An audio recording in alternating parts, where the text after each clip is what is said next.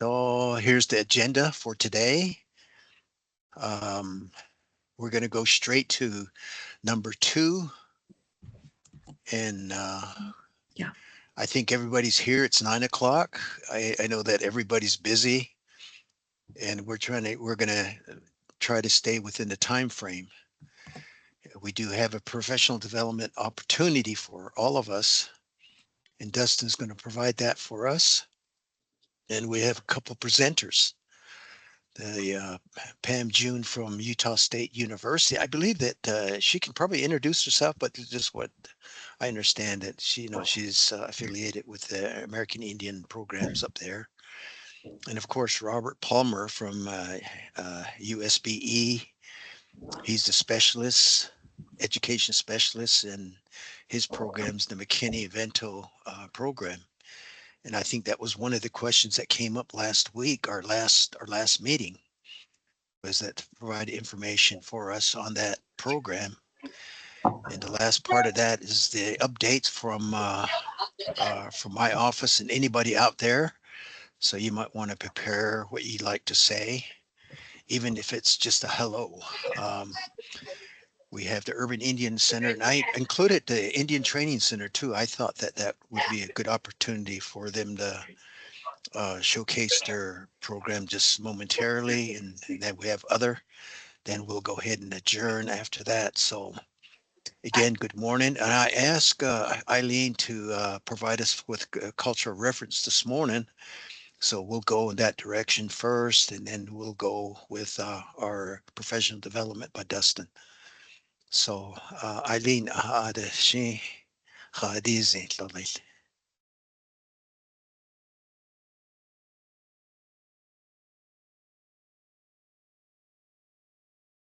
Eileen, you are muted.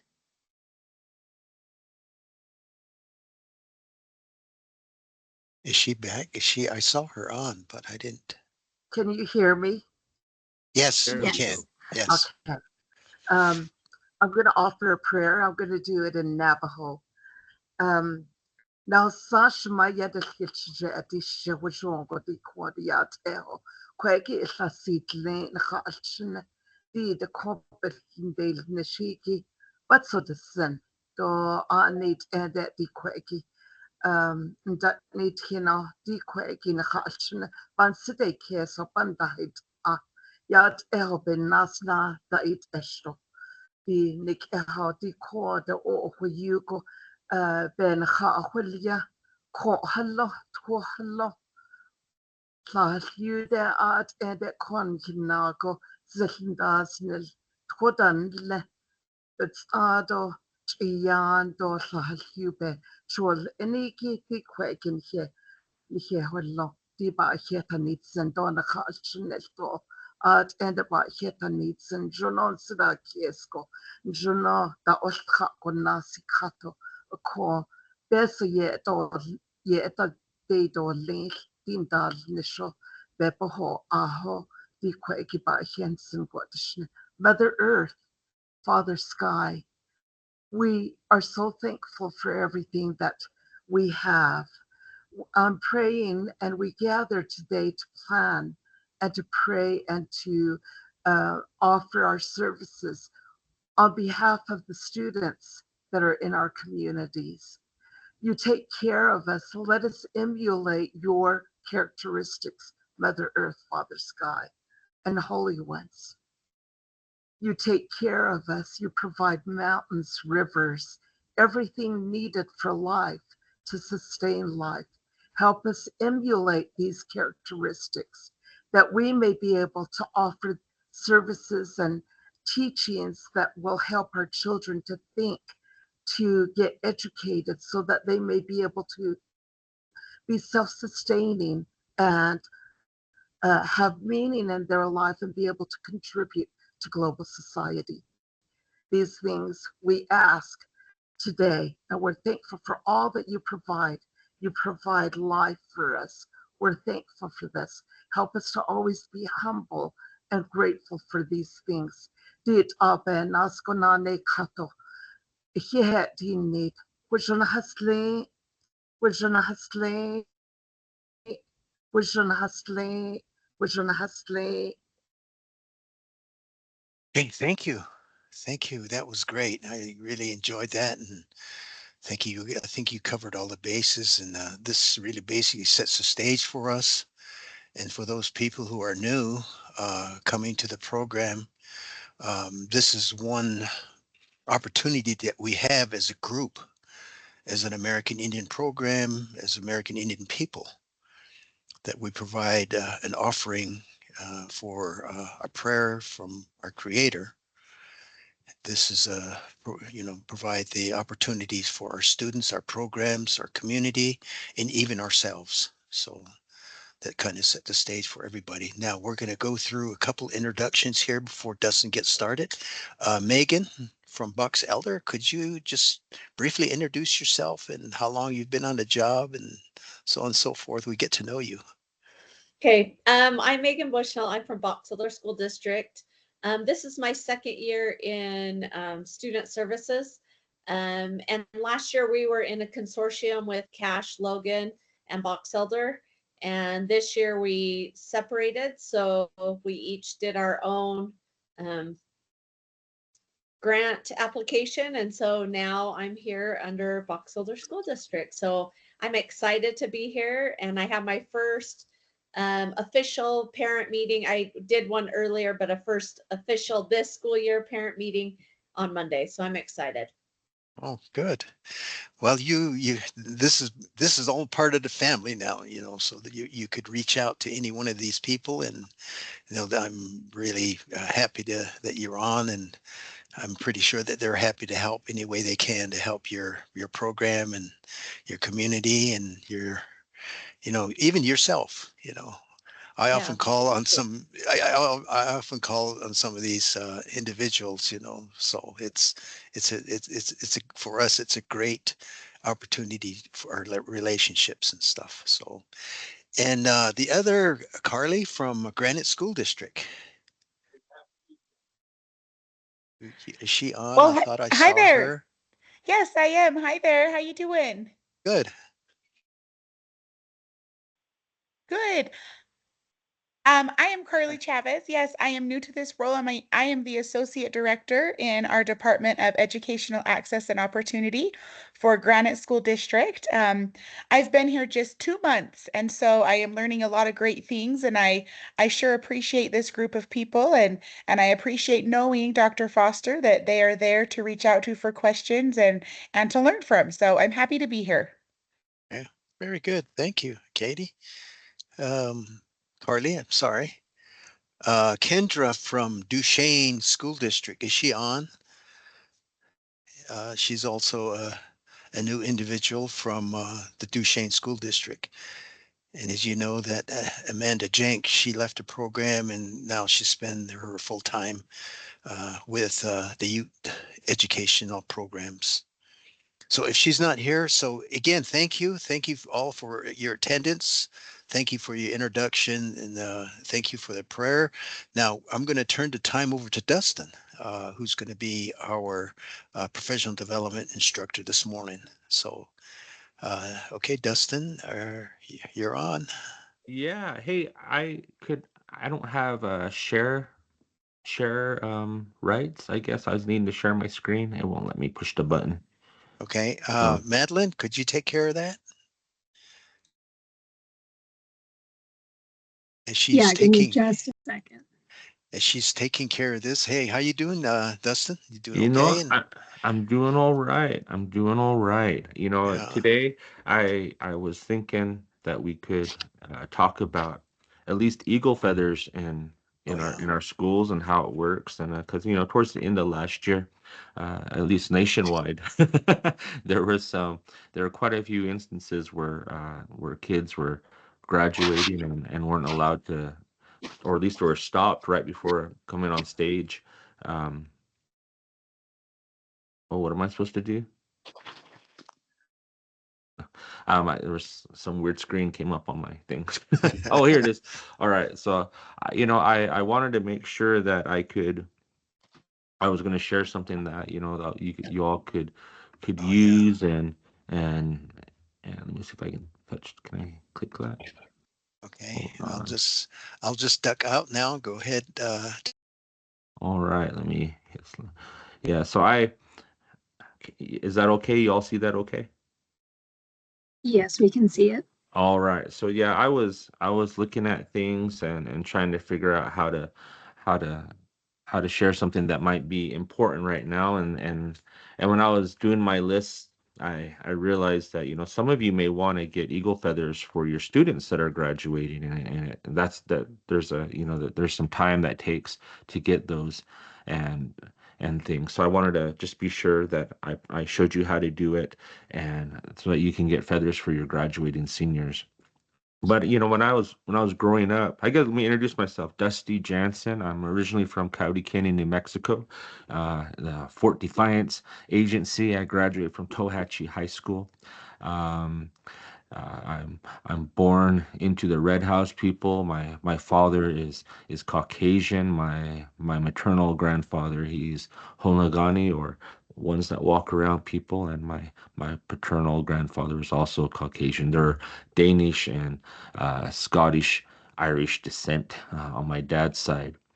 But I grew up down on the Navajo reservation, and I seen eagle feathers a lot growing up, mainly because my family, my older family, was very much involved in traditional Navajo life, and for a few years there, because it was just a weird age difference between my older brother and sister and me, that I had to wait to enroll in school. I kept missing weird deadlines apparently, and I started school a little late.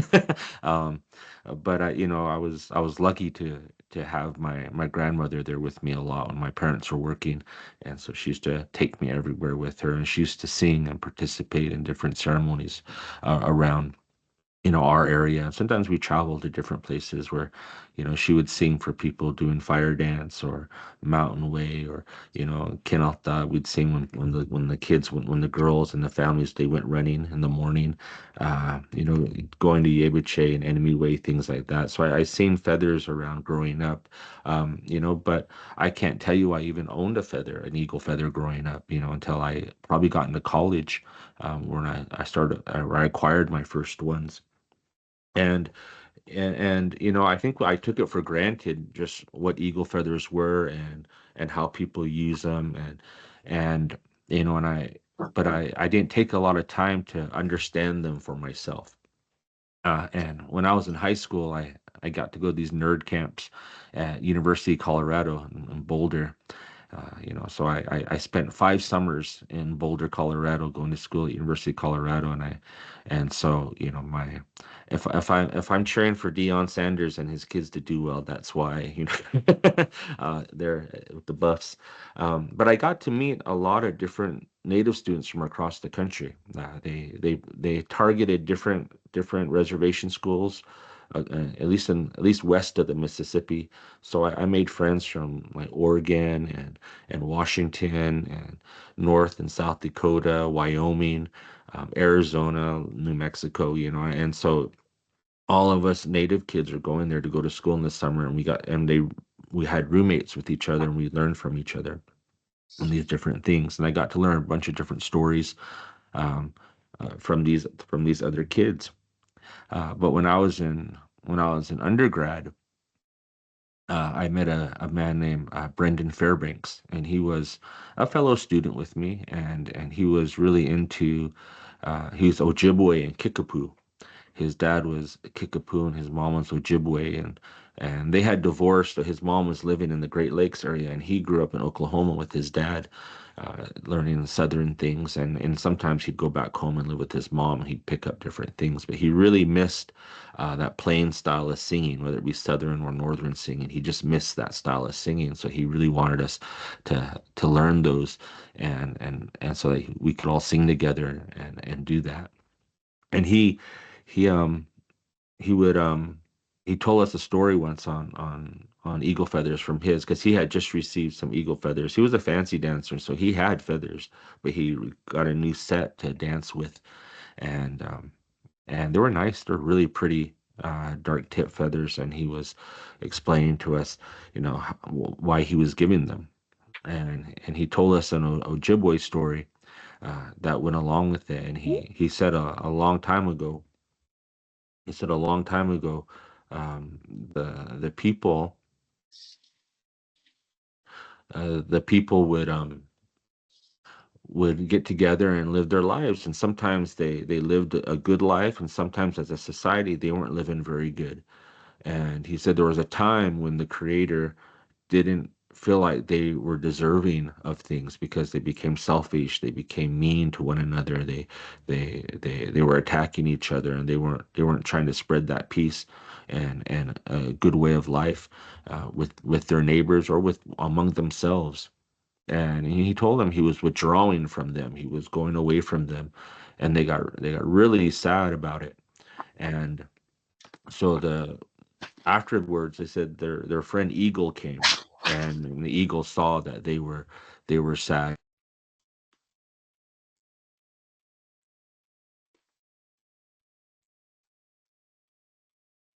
Can you hear me? Yes. Okay. And so, the Eagle visited his friends there, his human friends, and they were telling him how the creator was going to withdraw from them. And they were sad about it because they as then they realized that how much they needed to their prayers answered, how they needed those blessings from creator. And so they said the eagle said that he would go talk to the creator for him. And for a lot of tribes, the eagle is probably the only living thing that had seen the creator before. But the creator lived far away, and they say live far away behind the sun, they would say. And so the eagle said he'd go talk to the creator for his people, and the people didn't want him to go. I mean, they as much as they wanted the creator in their lives again, they loved the eagle, and his friendship and the things that he provided.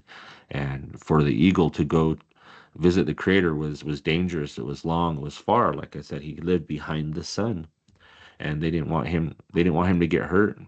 But Eagle did it anyway. Eagle uh, flew all the way on the other side of the sun to speak with the Creator, and told him, that he advocated on behalf of the people, that they still needed the Creator, they still needed those blessings, and they still needed um, that guidance from him to live good lives, and that that they were sorry for living, not living in the ways that they were supposed to. And so they went, and the creator had pity on them because of that, and he gave them rules and gave them laws. And Eagle flew back and shared those things with the people so that they could correct their ways and continue to feel that guidance and receive those blessings from the creator. And so that was one of the first eagle specific stories that I had ever heard, growing up, and just as a young man in college and undergrad. But he told me, he goes, "Hey, if you share this story, you have to share or a song that goes with it." And so I promise. So here's a song that goes with that, and it's in a playing style, so it repeats a couple times. So I'll just sing it one time through, and for you guys, and it goes. Um, Hey ya hey ya ya hey ya hey ya ya hey ya ho way hey ya hey ya ya hey ya hey ya ya hey ya ho way hey ya hey ya ya hey ya hey ya ya hey ya ho way hey yo ya hey ya hey yo hey yo hey yo hey ya ina ya hey ya ya ya hey ya way Hui ya ya ya hui ya ya ya hui ya oh hui yo ya ya yo hey yo hui yo. And he told me, he goes, you have to sing that song if you share this story with people. So I said, okay. So that's why I did that. I know I'm not the greatest singer out there, but that's completes the story for me. And there's different tribes out there. There's different tribes that have these stories. There's different tribes that see eagle in a different way, and maybe and maybe have different ideas about what eagle does for them and their people. This picture is blurry, but I made it really big for my slide. That's where it's blurry. This is what you call an immature golden eagle. uh, the golden eagles are a little bigger than the bald eagles, And these feathers on these eagles, on immature goldens, they're pretty prized in native communities, because they're that feather that people are used to seeing in art and different drawings. So those tail feathers, if you look at those tail feathers, they're white, but they have dark tips on those things. And people dance with those and they use those. So there's two different eagles in North America. You have the bald eagle and the golden eagle. And the bald eagle, when it matures, its tail feathers and its head feathers are white. Um, in a golden eagle, they start off white, and then they start turning dark. And so, when this eagle reaches full maturity, his tail feathers will be entirely dark, entirely brown. His wing feathers will be entirely brown. But in this, they call it an immature stage. This is how his feathers would look. And let's see if I can move forward.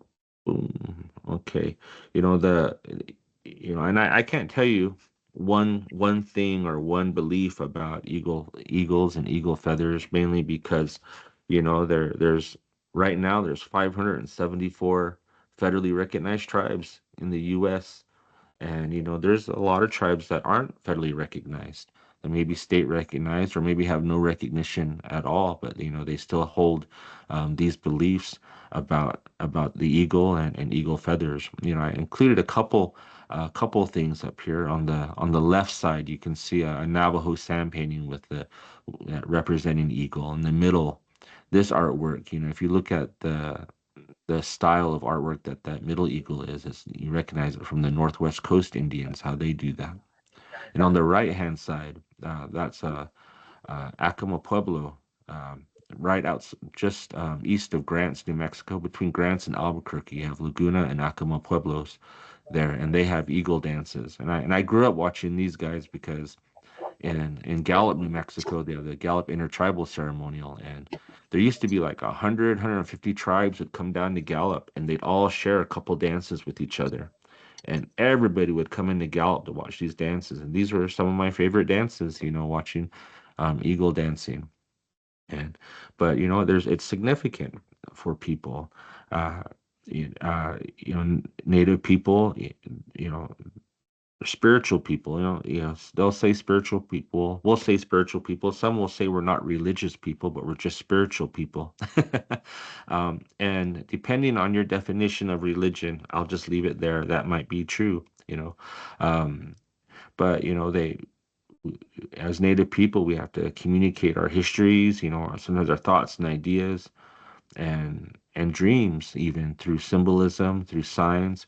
And the eagle is not separate from that. The eagle is part of those things, that part of those stories and histories that we tell.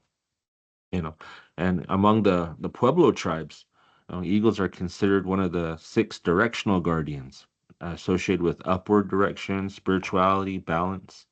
I grew up just north of Zuni Pueblo, and Zunis, they carve stone eagle fetishes, right? They call them fetishes, but they're these they're rocks, and they carve different animals out of these rocks, and they call them fetishes, and they keep them around for protection. They use them for healing and for hunting. Like I said, a lot of tribes have an eagle dance. Hopis have an eagle dance. Other Pueblos have an eagle dance. And in different native stories, eagle plays a leadership role.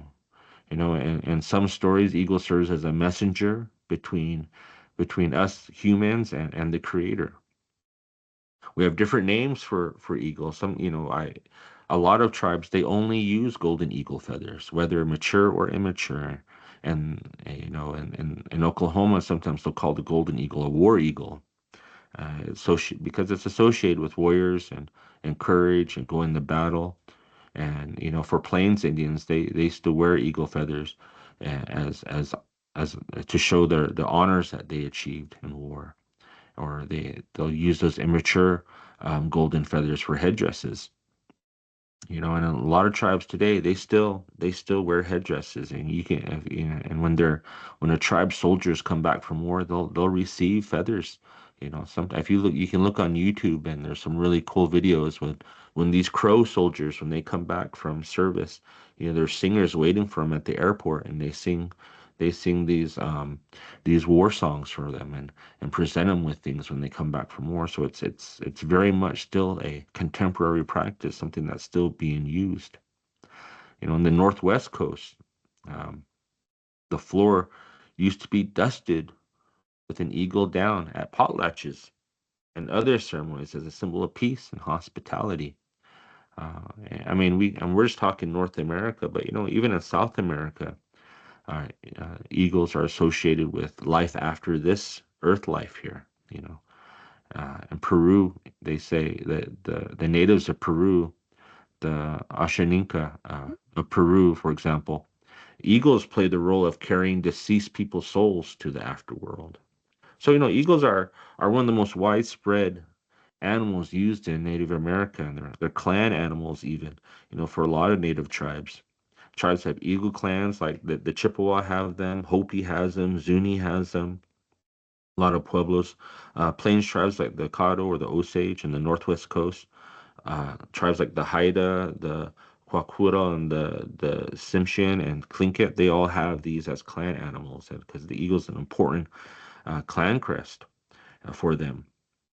I mean, in Northwest Coast, if you drive up to like Seattle or even in Oregon, you can see eagle designs on totem poles, on ceremonial staffs, and traditional Northwestern art, and and I'm speaking a lot about Western tribes, but a lot of Eastern tribes have eagle dances too that they use to make sure that people understand what these things mean.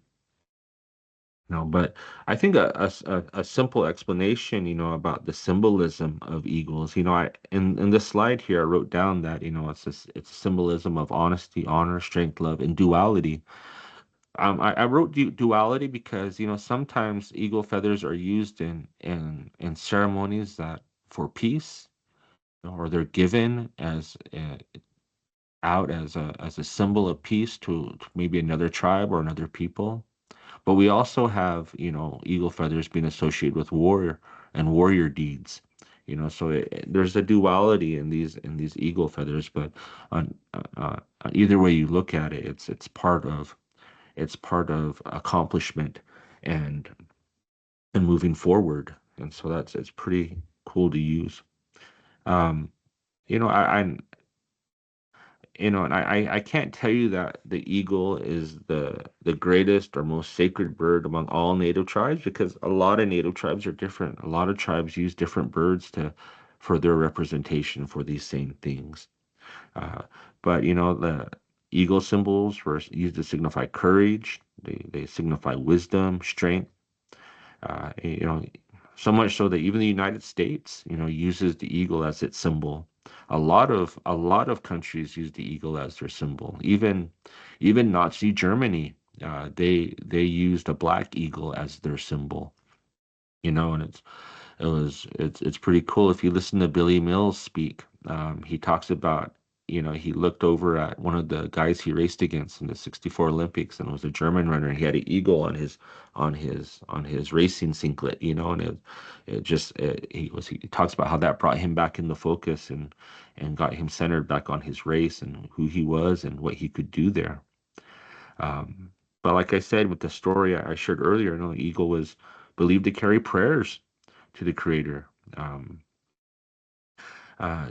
Sometimes not just the feathers are being used, but eagle bones are used to make whistles, and they make flutes for different ceremonies. If you've ever been to a plain Sundance, or at least a northern plain Sundance, you see a lot of those dancers that are sun dancing will have these eagle bone whistles in their mouths with an eagle plume hanging from it sometimes.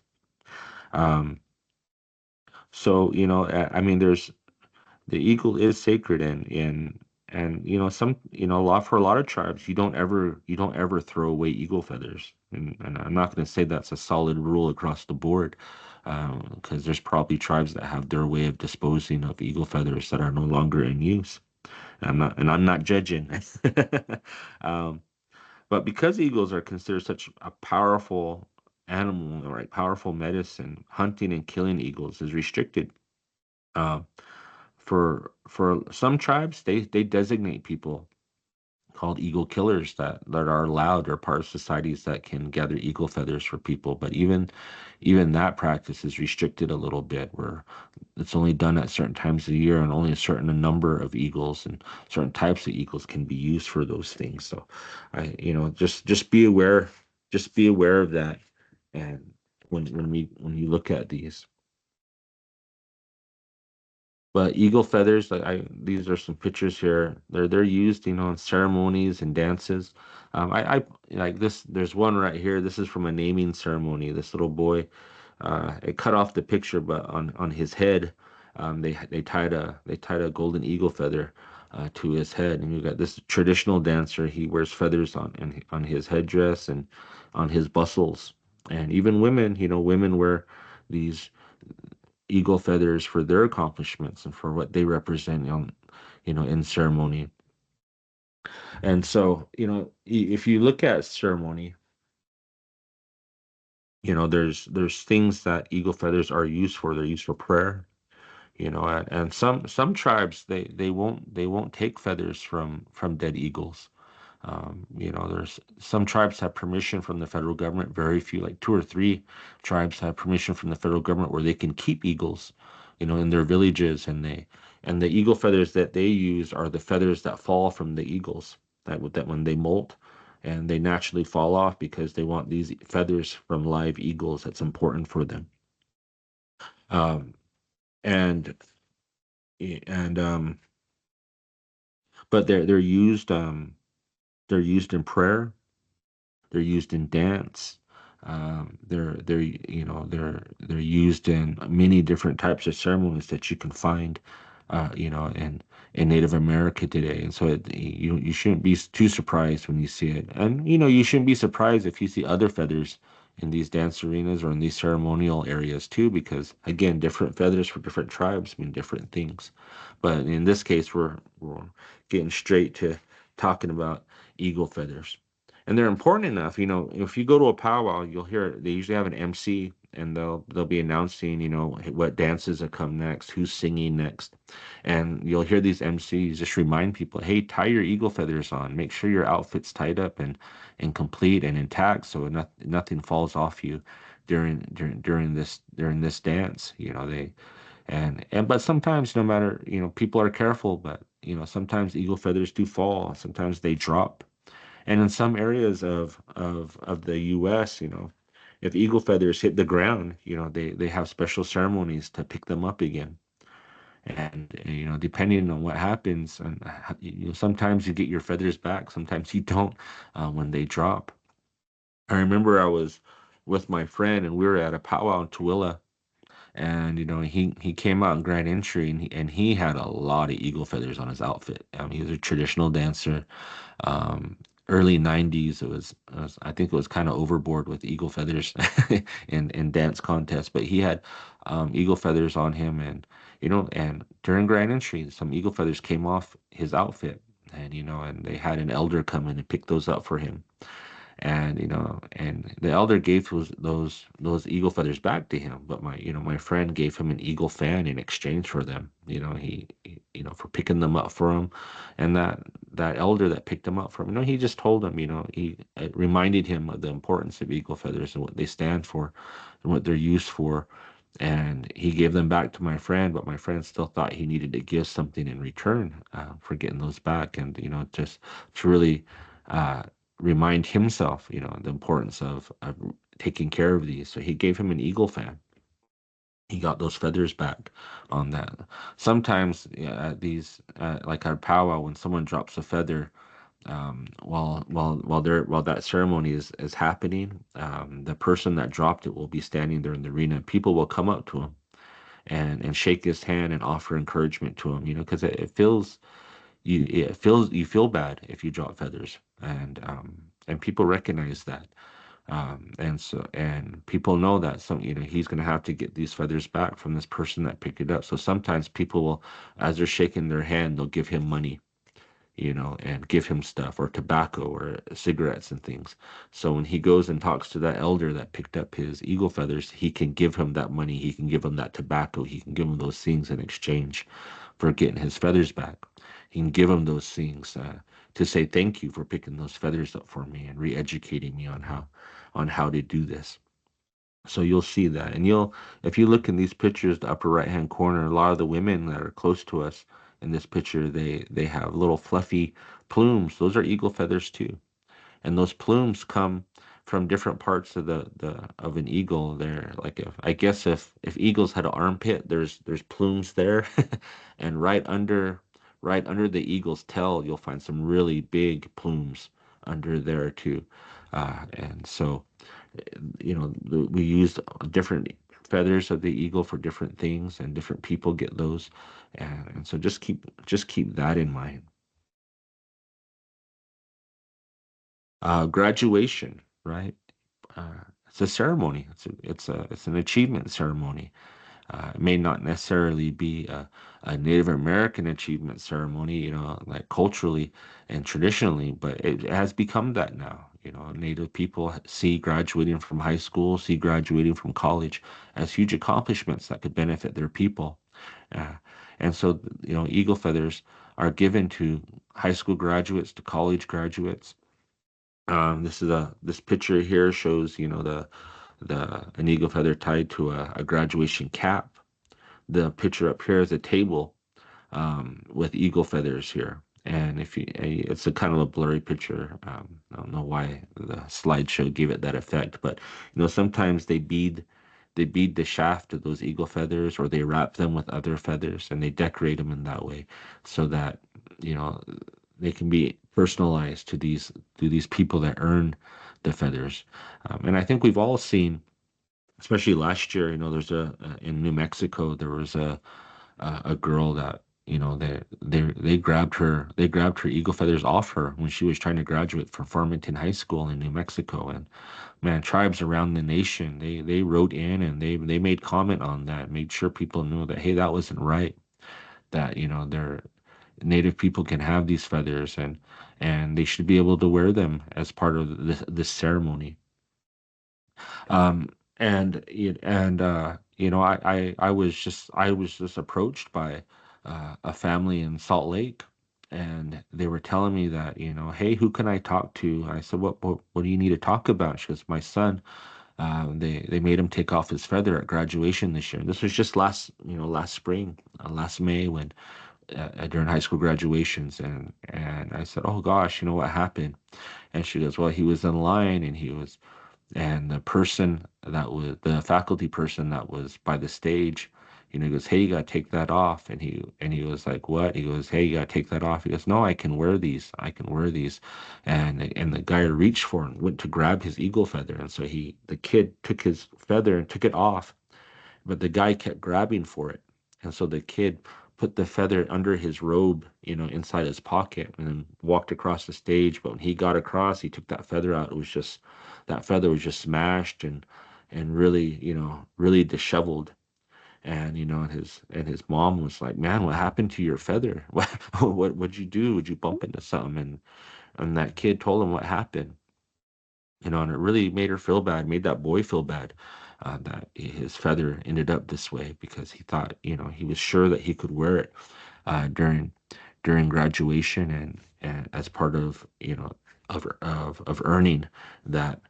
And so I referred them to, I gave them the Utah state law that tells that he could wear it. It was a little late at that point, because obviously his his school district, or at least his high school, wasn't familiar or aware that Native people could actually do this. Some laws that protect eagle feathers, federally, there's bald and golden eagles are protected, by federal laws. There's one, the Bald and Golden Eagle Protection Act. There's the Migratory Bird Treaty Act. And these they prohibit the possession, use, and sale of eagle feathers or eagle parts.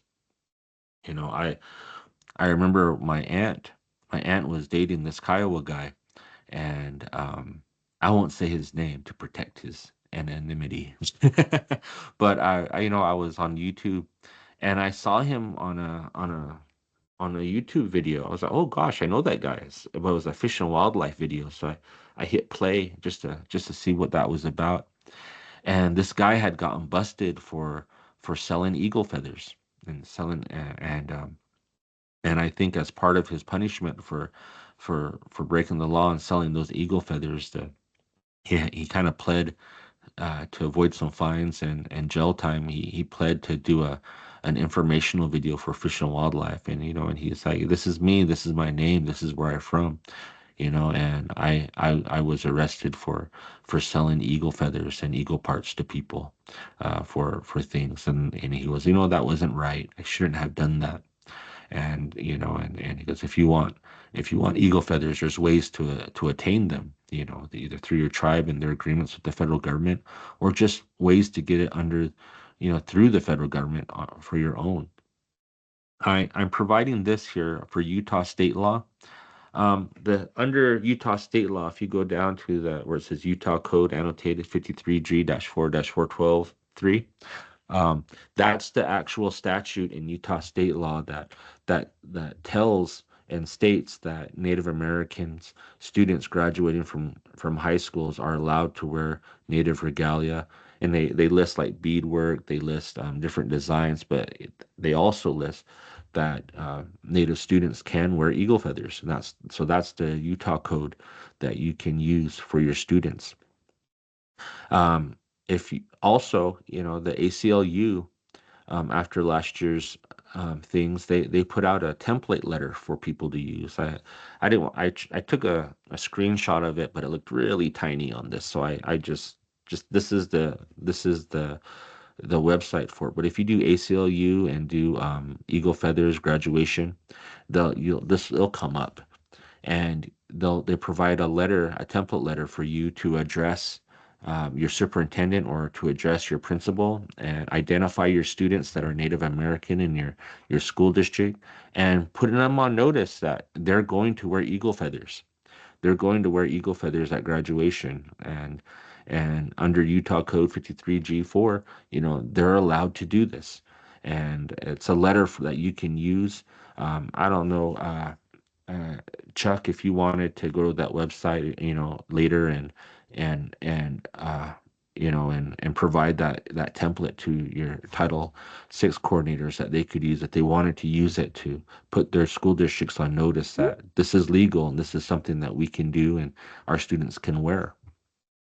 So I wanted Dustin, yeah. Last month, I did give everybody a website to look at. Is the HB 30 that was gone through the legislative process, and it was unanimously approved. So they all have that, but sometimes it doesn't have the teeth that we like to have. So Absolutely. But we do everything we can. Yeah, so this letter might help. I use letters a lot, around Halloween or Thanksgiving. I'll write letters to my school district. I'll write letters to my kids' teachers, to their principal, and talk to them about Native dress and people wearing Native clothes, and that may not, should not be able to wear them or wear them in ways or display them in ways that aren't appropriate. So I think letters help.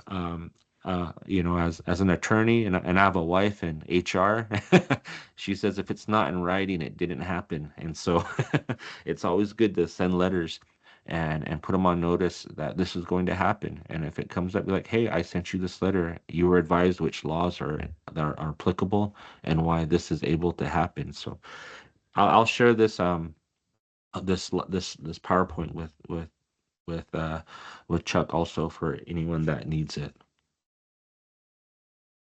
But and when I was in Provo School District, and we used to, and I think Nebo School District may do this, but you're allowed, as Title VI coordinators, you're allowed to request feathers for your students that are graduating. You have to go to the Eagle repository, and there's a couple repositories across the U.S. For us here in Utah, the repository we use is out of Denver.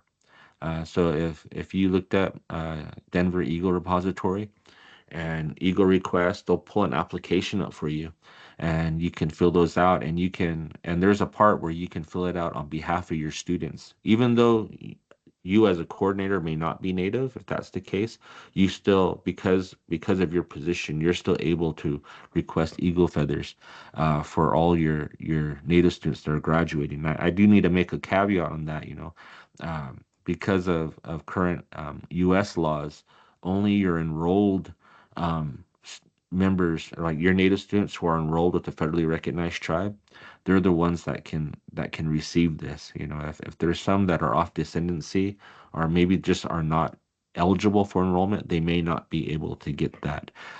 So just keep that in mind if you do that. I know in Provo, at the end of the year, they'll have a banquet for your graduating seniors, and they put together like baskets, for seniors going to college. It has like detergent in it, like toilet paper, all this stuff, like bags that they can, baskets of stuff that they could use when they go to college. And so, but also at these closing ceremonies, they also provide these eagle feathers for their seniors that are graduating and they're going to be walking. And someone puts those feathers together, they decorate them, and they get them ready to be attached to graduation caps and things. But you got to do it early, and that's a big reason why I thought this would be a good idea today. It takes a few months to get those eagle feathers. I mean, we got lucky a couple times. The first year, it was like the month before we filled out an application, they got it to us and our students in Provo District. But you need to give the Eagle Repository a lot of time to make sure that they can get it set up, because they do have eagle feathers on there, but they don't go out and kill eagles to keep them for Native people to use. These eagle feathers they come from different ways. Usually they come to the Eagle Repository after they've been hit by cars, or they get sucked into a diesel, or maybe they get electrocuted on a power line, or they get hit from a wind turbine or something like that. But these eagles, they're gathered and they're frozen. They put them in bags and they freeze them. They freeze them to kill all the little bugs on them, because an eagle in the wild, they have a lot of insects and stuff on them, and so they freeze them. It kills all those things, and they don't do anything. They don't gut them. They don't dress them. They just as they get them. So when you request an eagle, um, you'll get the full bird with everything. And the reason why they don't remove any of their internals and stuff is because some tribes use eagle parts, different eagle parts, and they want those things as part of it. Something that we did is we just identified that these are for graduation and these are the types of feathers we want. And the Eagle Repository worked really well with us in getting those to us. So I wanted to make sure that you understood that. There's different feathers that you can request from the Eagle Repository, right? You can, if you up in the upper left hand, this is an adult bald eagle. That's how his tail feathers look. That's how his wing feathers look. This is an adult golden eagle. You can see that's all brown, right? And then you get these immature bald eagles that look like white feathers with black paint just splattered all over it. They look pretty cool to me, I think, but that's an immature bald. But then you have these immature goldens that are probably what we're used to seeing in films and art and on TV, where they have the dark tip feathers from there. But so you can request different types of feathers you need from the Eagle Repository for your students. The some things that you should know that you can, when you receive feathers from the Eagle Repository, they'll give you an Eagle Feather permit. You have a permit number, and you can use that permit number when you make more requests. But you can give those away. You can give these feathers and other items away to other Native Americans, and you can hand them down within your family. But you cannot share them with non-Native Americans. And when I say that, even though you might be a descendant, just to avoid any legal troubles, you need to be enrolled with a federally recognized tribe to make sure that that you can legally hold these. And you can give those feathers to people who maybe that bead on it or do other feather work and decoration to it. But you can't get money. You can't pay people money for the feathers. You can pay for the artwork or craftsmanship that they do on those feathers, like beading or wrapping with different materials. You can pay for the work, but you have to be sure you're not paying for the eagle feather itself. Otherwise, you could get in a lot of trouble. And I just want to make sure that you knew those things and prior to making these orders, just to make sure you're in compliance with federal law. I I really I'm grateful. Uh, I'm grateful that that I can have eagle feathers. I think if you look behind me, I have I dance and powwows and things, and on this side I have a newer chicken dance bustle that was given to me by one of my good friends, and this is another chicken dance bustle on this side. They both out of eagle feathers on them. My and people give these to us, and this is my traditional ukulele collection. Just kidding. But I have fans and and I have family that will give feathers to my kids when they dance, when they feel like they're ready to have these eagle feathers. My kids take it pretty serious. My kids don't even dance with eagle feathers, and not because I told them they can't, because they just choose not to.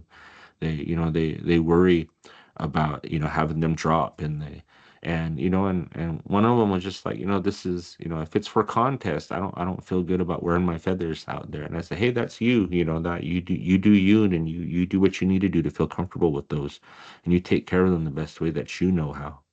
But it means something. So if you wanted to make sure your graduates this year have eagle feathers at graduation, follow those links. And we usually, at least in Provo's district, they would have somebody come in and and really explain to these kids and family members why these feathers are being given out, their significance, and how to take care of them. And so somebody from your community can do that, and you can really make these a special time. But I just wanted to share those things with you to make sure that you had this information on hand, and so that you can do that for your kids. And so I'm done. Unless there's any questions, I'm done. I'll end I there. had a question, Okay. if that was okay, Dusty. This is Matthew from Canyons. Is there, if we request from the Denver repository, is there a processing fee for ordering for our students those eagle feathers? And do we require the tribal number when we place that order? You don't need there's no fees associated with it. Um, when you order individually, like for me, if I was to put into the repository for feathers for myself, I'd have to get I usually get they have your first application. There's this form that you have to send to your tribe's vital statistics to show proof that you're actually an enrolled member as part of the application fee.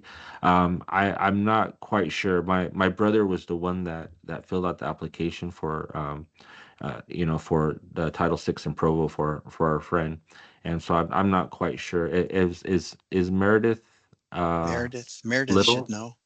Yeah, I don't know if she's on, but Meredith is pretty familiar, and they go through that process every year on that. So I'm not quite sure. I think you just have to swear and attest that these feathers are be going to students that are enrolled members of federally recognized tribes. Thank you. Yep. Okay. All right. Well, thank you very much. I hope this was helpful. I hope it was informative, and I hope you all, are able to accomplish those things that are related to this. And if you need any help, feel free to reach out to me. And if there's any questions, I'd be happy to do that, answer those questions for you. But otherwise, thanks a lot, guys. You guys have a good morning. Hey, Dusty, Yes. this is Lillian. I just have a question. What if I come across a dead eagle or eagle feathers? Can I just pick them up, or do I have to report it? I know that avian flu is a huge concern. So for me, I would be comfortable, taking anything, but I just wondered, what would you tell people to do if they come across something like this out there? I'm just gonna tell you the law. Okay. If you come across an eagle that's passed or feathers, you're supposed to report to Fish and Wildlife, and they'll pick it up and send it to where it's supposed to go. But I'm gonna limit my comments to there. Okay. All right. Good. I Good enough. do Thank you. I had some friends that were living in Spanish Fork, and one was a truck driver, and he was coming down Spanish Fork Canyon, and there was this eagle walking along the side of the road, and he was like, "Oh my gosh, and he really moved out of the way so I think it sucked under his truck, and he passed, looked in the rearview mirror. The eagle was just walking there, and it really surprised him. So he drove home, and he told one of our friends, he's a Navajo guy. He goes, "Man, there's this eagle. I think it's sick. It's just walking on the road. I think it's going to get hit." And so they drove back up there, and that eagle, sure enough, was just walking on the side of the road, and they walked up to it and grabbed it. It didn't do anything, and they're like, "Man, is it sick?" And one of them knew a guy that was a falconer, and so that maybe he knows how to take care of it, or at least knows what they do with it. So they picked up that eagle and they just put it in front of their pickup truck with them, and they're driving through Spanish Fork. And so as the guy driving, they had an eagle in the middle, and the other guy in the passenger seat is driving downtown. And then they got nervous because they realized they had a live eagle in their car, and so they put a flannel shirt over its shoulders and a little hat on it. And they took it to their friend that had that falconry license, and the guy was like, "Man, you gotta get rid of that. You're not supposed to have these things." But they were saying, "Hey, I think it's sick and it's going to die." And so they heard all these dogs barking around that house, so they were a little nervous about it. So they put the eagle in this. They went to put the eagle in a cage and they were just going to hold it until it passed. And but before they could get the eagle to the cage, that eagle had walked off again and just took off. And so they saw these dogs running towards its direction, so they ran after it. And just then that eagle started flying, and it just flew off. And then the falcon, the guy that had that falconry license, was like, "Hey, that eagle wasn't sick, but it was full." So sometimes eagles will eat until they just can't fly anymore. They just gorge themselves. And that's why they get hit a lot on the side of the roads, because they eat the roadkill and they're so full that they can't move very well. And so they end up getting hit on the side of the road. But once things start to settle, they're able to get up and go again. But they were nervous. They knew that they shouldn't have it. And so they were concerned that it was going to die, and they wanted to make sure it just didn't get eaten by any animals. But they were really happy when it finally flew off, and they realized it was a healthy bird. All right, guys. I think that's it for me, Chuck. Hey, appreciate that. Yeah. Dustin, I learned a lot today, especially those laws. Yeah. I know that I was aware of that HB 30, but the other one was that Utah code.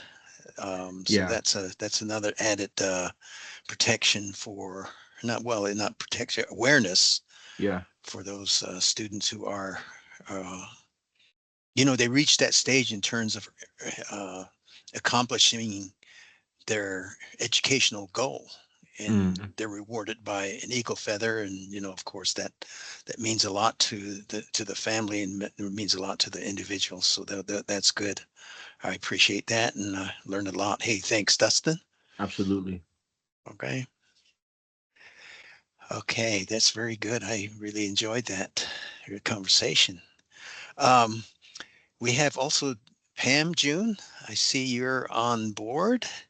Could you introduce and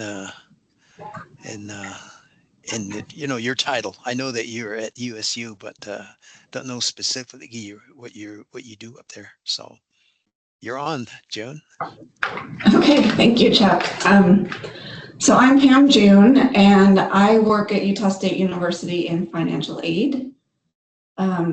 I was formerly with the Title VI program up here when it was the consortium with 3 districts. So I started at Utah State in December. I'm gonna share my screen here. So they have put me over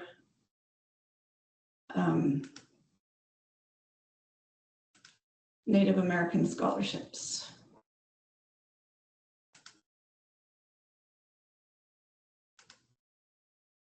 I don't know how to do this. Okay. Is that working?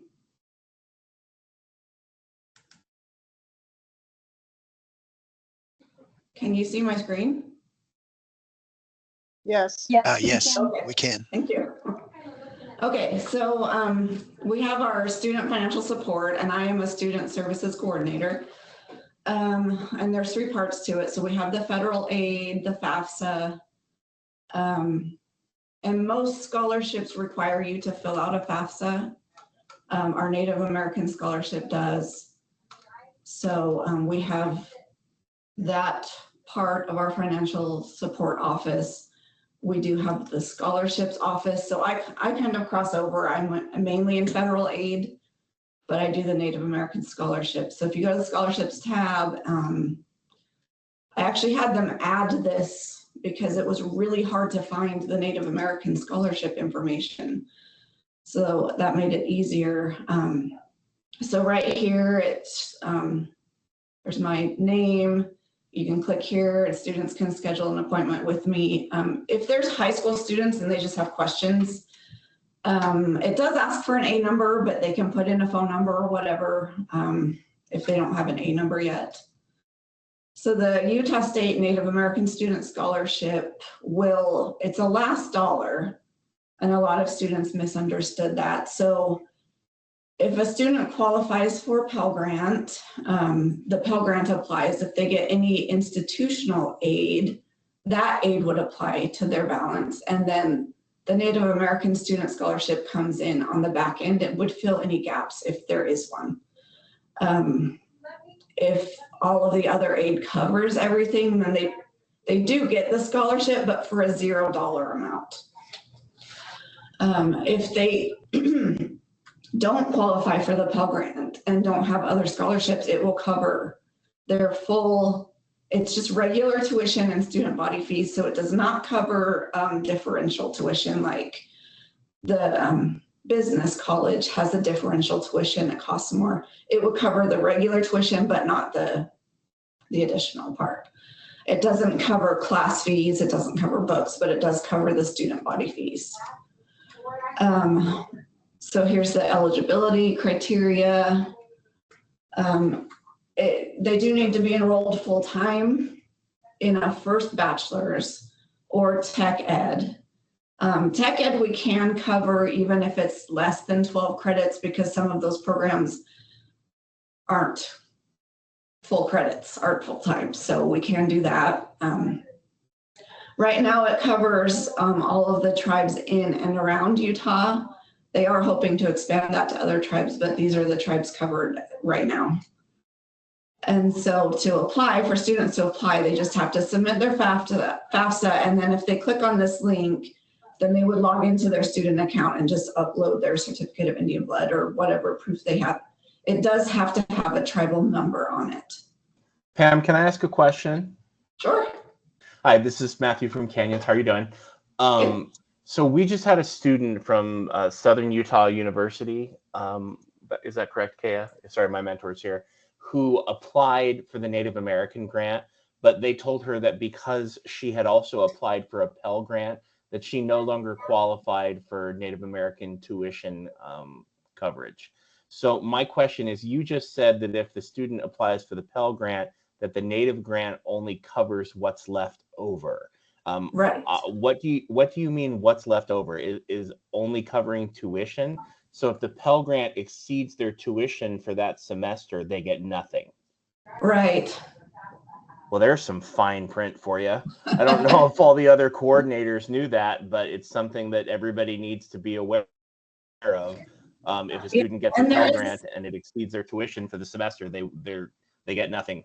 But not all of the students Pell Grants cover everything. Mm. So it will cover whatever portion is remaining that Pell Grants and other aid does not cover. And it doesn't have any effect on tribal scholarships. So they still get that, and it doesn't affect the Native American scholarship at all. True. I've never applied for a Pell Grant myself, but I know a lot of students who have. How common is it to get a Pell Grant that is the full value of your tuition for the semester? It just depends on their student aid index. It changed this, FAFSA changed this year. So the student, which is based on financial need. So it can go all the way down to negative 1,500. So anywhere from 0 to negative 1,500, they get the full Pell Grant. And then anything above that is basically the amount of a full Pell Grant minus that amount that supposedly their family could contribute. And if it's above what the Pell Grant amount is, then they don't qualify for Pell at all. And I have seen some students on our Native American scholarships that don't qualify for Pell, so we pay their tuition. Well, I hope all the coordinators are listening and understand that as we help our kids head into that, because it's more complicated than it seems. Yeah. Thank you very much for answering those questions. This was a new scholarship last fall, and I wasn't working here at that point, but a lot of the Native American students didn't understand that. It's kind of hard to explain. So they were really upset because they thought they were going to get refunds. So that's the way it was set up, though. And so there are quite a few students that we have awarded. There's a report that I run every morning and just check, because at this point right now, they're fluctuating with adding and dropping classes. So if their balance goes up, we add to their scholarship to fill that, to cover that balance. If it goes down, we take away. If they get other scholarships, and this is the part I don't love, but it's how it is. If they get other scholarships, then we take away the Native American scholarship. That's institutional scholarships anyway, not tribal. I do also process the financial need analysis for the tribal funding. So when those come in, I fill those out. I send them to the tribes for the student. Hey, Pam, this is Chuck.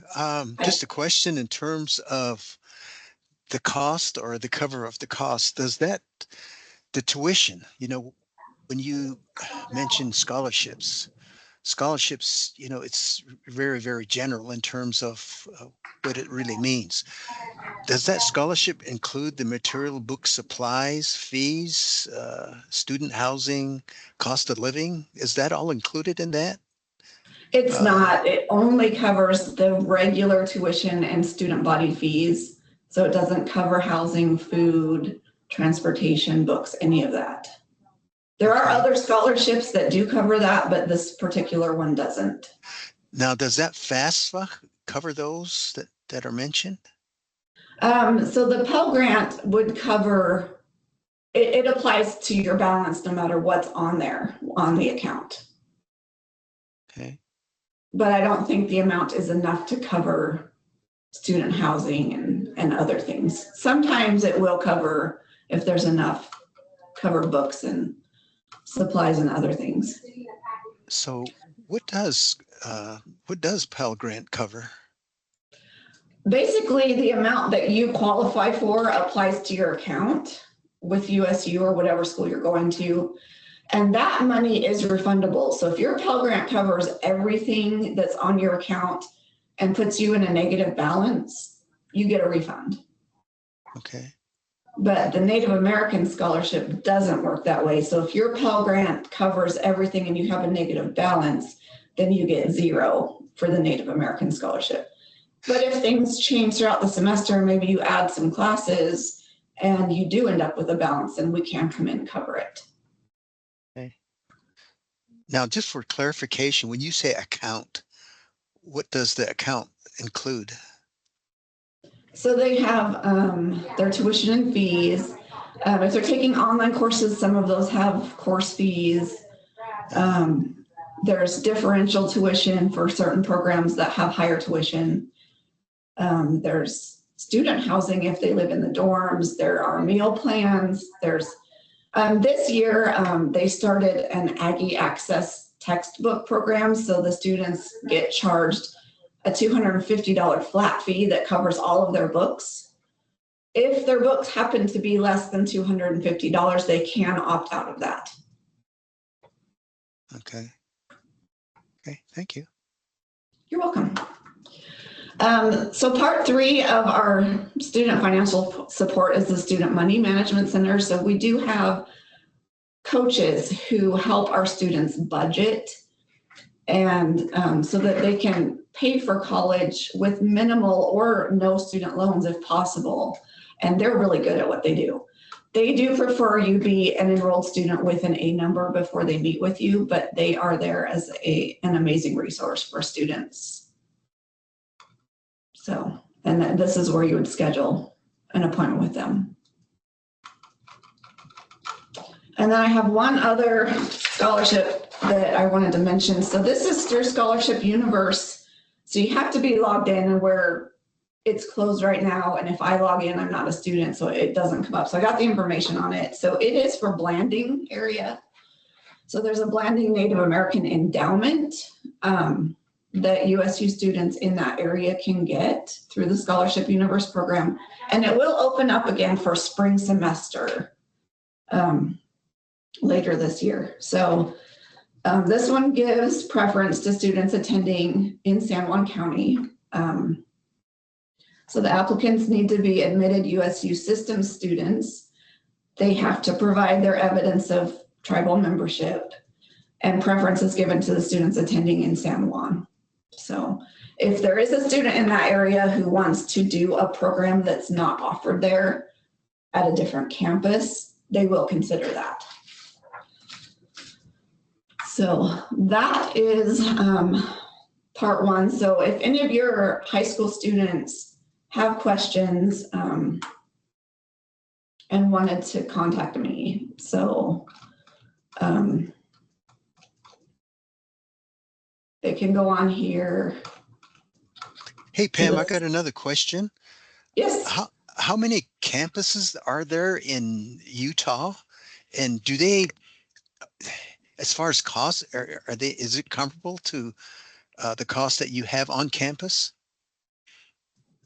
Blanding is actually, I think Blanding and Price have lower tuition. As far as, I don't know exactly how many campuses there are. There's the main one in Logan where I am. There's one in Tremonton. There's Salt Lake. There's, I think there's one in Kaysville. And then there's Price and Blanding, which Blanding has most of the Navajo students there. They just broke ground for a Monument Valley campus. Oh yeah, but, yeah. Which will I be read really about nice. that. Yeah. So anyway, there's a whole list. You can probably go on usu.edu and find it. But if any students wanted to meet with me, they can schedule an appointment. They can meet with me by phone, by Zoom, or in person, whatever their preference is. So I'm happy to help wherever I can. So let me get to part 2 here. So after leaving Title VI, I met with my business partner. Her name is Siriana. She wanted to be on this meeting, but she wasn't able to get it to work. So she moved to this area, and she noticed that there were no resources up here for Native Americans. And she talked to Darren Perry, and he said, well, why don't you start something? So she started a Facebook group. That's how I found her. And we collaborated together and decided, you know, we should start something up here in this area. So Cache and Box Elder counties. So we have our nonprofit started. We're registered with the state. We're working on the 501c3s turned in. We're getting things going. So our mission statement is to honor and advance the well-being of the American Indian community and to connect with ancestral culture and traditions. And our purpose is to provide a place for the American Indians in this area to share their culture and support each other, learn, teach, and just come together as a community. So this is me and Siriana. We had a barbecue last month where we were able to, thanks to Siriana getting donations through the Native American Chamber of Commerce and the Urban Indian Center, we were able to provide a meal and also to provide school supplies for all of the kids who came, plus some others who weren't able to make it that we were able to get school supplies to. So we're the co-founders. We have a board of directors with 4 people who are amazing and doing great things. We were in the newspaper last weekend, so there was an article about us. So that we've had some activities so far. We had a potluck in February. There was a summer kickoff event up here at the fairgrounds, and so Siriana got us a booth there. And that was just to give some of our local Native businesses the opportunity to promote and sell their work. And we had our barbecue, and then right now this week, we have a booth. There's a 9/11 project going on at the indoor soccer arena in town, which is really cool. They have a lot of displays and information. And so we've got an informational booth there. I will be there tonight and tomorrow. And at the same time, today and tomorrow, there's a homesteaders conference at the American West Heritage Center. So Siriana is there now at that booth. And that one is mainly informational, but we have invited some of our members to, bring some things if they want to try to sell some stuff. And so we've got future activities planned. We're going to do a pumpkin carving contest in October. We want to do a Rock Your Mocks event in November. And, the Title VI kids are invited to all of our activities where we would love to have them come, the families. We want to do a movie night. We haven't scheduled that yet, but I have Star Wars and Finding Nemo in Navajo that I would like to be able to show. And then the Native American Chamber of Commerce suggested that we do some type of a powwow. We were hoping to do that next fall at the American West Heritage Center at their fall festival, but they thought it would work better with their baby animal days combined with the Mountain Man Rendezvous. So we have until spring to put together a powwow, and we don't know what we're doing. So we're figuring it out as we go. If any of you have advice for us, we would love it. And then this is just a link to our website. We're on Facebook and Instagram. Siriana handles the social media because she's good at it. So that is all that I have for you today. Any questions?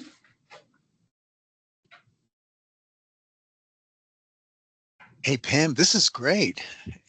I like what you guys are doing up there in terms of the outreach to the community. You have, I guess, basically you have a lot of agencies up there. So, making that contact. And I think this is in the name of your students. That's basically what Title VI is all about, is, to advance the program, advance the students, to quicken their knowledge and education. So, hey, thanks. This is great. Appreciate Thank that. you. We're hoping to just expand and grow as we go along. Yeah. Well, in terms of, your needing of putting together like powwows, I'm pretty sure that you have a few of these individuals here that are watching, they can surely help. So I know that, Eileen started the same way you did, very, very small. And now it's a full-blown program, and that included her powwow and getting together with the communities and stuff. So she'd be a good resource for you. Yes. I've been intending to email Eileen about what to do about doing a powwow. And I've met with Danny. USU has not given them a date for the powwow yet, and we don't want to conflict with them. So we're Yeah, hoping it won't end up being the same weekend. yeah, yeah. Okay, well, appreciate that, Pam. Thank you for sharing. Yeah, thanks for the opportunity. All right, thanks. Thank you, Pam. I'm just wondering, when you say students are welcome from surrounding states, does that mean that they don't pay out-of-state tuition? Oh, for the USU scholarship? Yeah. Yeah, so the students, like the Navajo tribe, you know, you've got Arizona and New Mexico, are supposed to be coded when they're admitted as in-state. They're supposed to be given in-state tuition. They do have to upload their CID when they go through the admissions process, and they'll get coded in-state. I have come across a few that have come up on that report that I run every day that are coded as non-residents, and I've taken them over to admissions and got it fixed. So I keep an eye out for that. Yeah, okay, thank you. Mhm.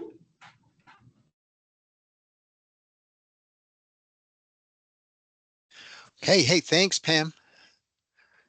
Okay, let's move on. We do have Robert Palmer. Is Robert on?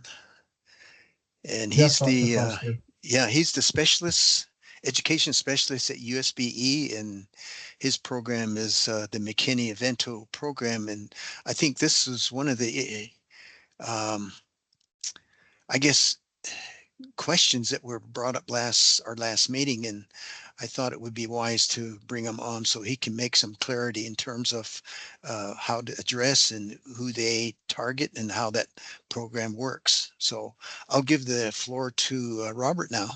Okay, Robert. Thank you, Dr. Foster. Hello, everyone. It is so great to be here. Dr. Foster has been a good friend and mentor of mine for the past 8 years. Enjoy working with him and learning from him. Let me see if I can get our little slide presentation started here. So thank you. I've been at the Utah State Board of Education, like I said, for about 8 years. Previous to my role currently, I was overseeing some state-funded after-school programs. And prior to that, I was in school improvement and school turnaround. So today we're going to talk about the McKinney-Vento grant. And this is a training that we go through with our McKinney-Vento liaisons that I think will be really beneficial for you to hear as well. There's my contact information. If you have any questions, please reach out to me.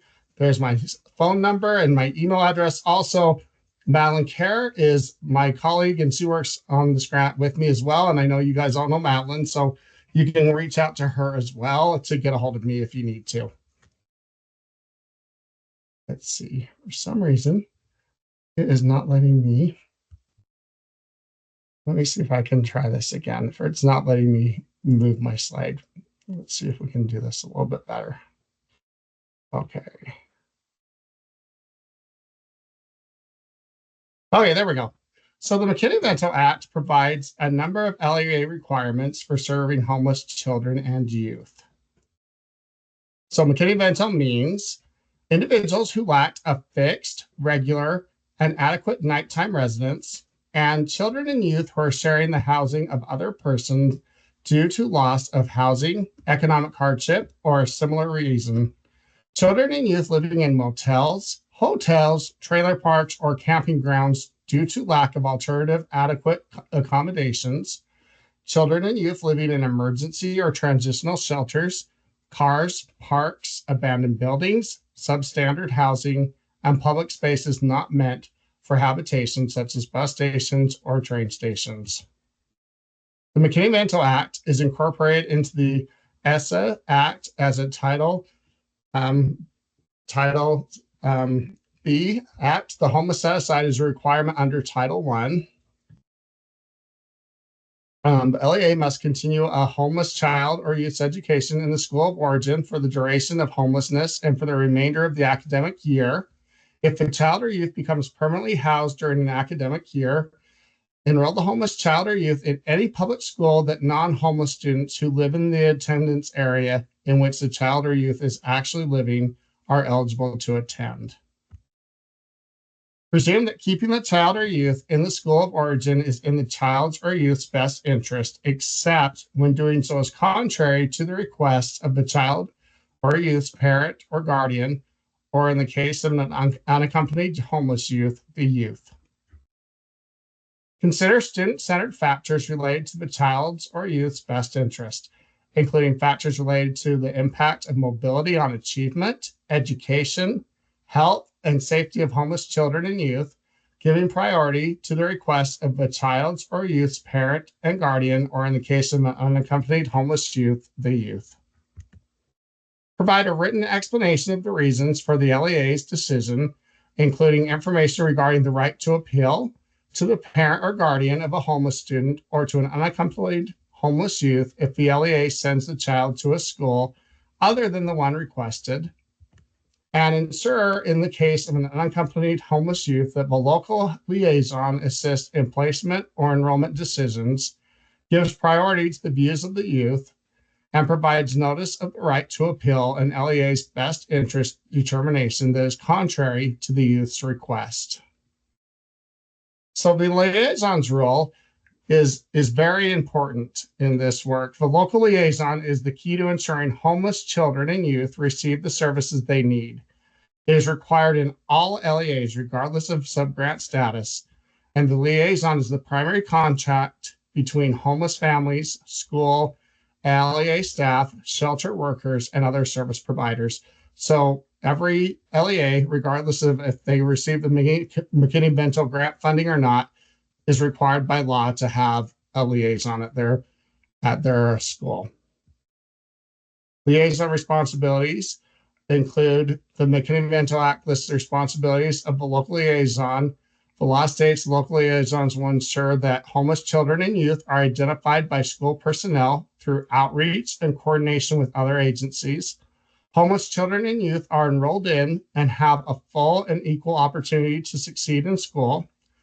Homeless families, children, and youth have access to receive educational services for which they are eligible, including Head Start programs, early intervention services under Part C of the Individuals with Disabilities Education Act, and other preschool programs administered by the LEA. Homeless Robert? families, yes, sir. Hey, Robert, I got a question. Can you go back to the last slide? Yeah, that, let's see, identify. Okay, enroll and have, okay, number 2, the number 2 bullet. Uh-huh. It seems to me that's more of a, I've been a principal both at the high school and the middle school areas, and as administrator, I was walking on a very, very thin line in terms of number 2 bullet to identify. The area that I'm, I don't know how the school system works, on the reservation as opposed to off the reservation. I was on the reservation. That the Privacy Act, once you get into that, prying into that person's background, and oftentimes that you find they're starting to lean toward reporting this information to the social services. Is there a support mechanism, or is there a protection for the privacy information being used to identify these students? And if it's so, are there steps that the school can take, or a person can take to be protected? Because I'm looking at bullet number 2, and it seems to me that it's a privacy thing. And when you see something like this, the first thing they would do is pick up the phone and call social service.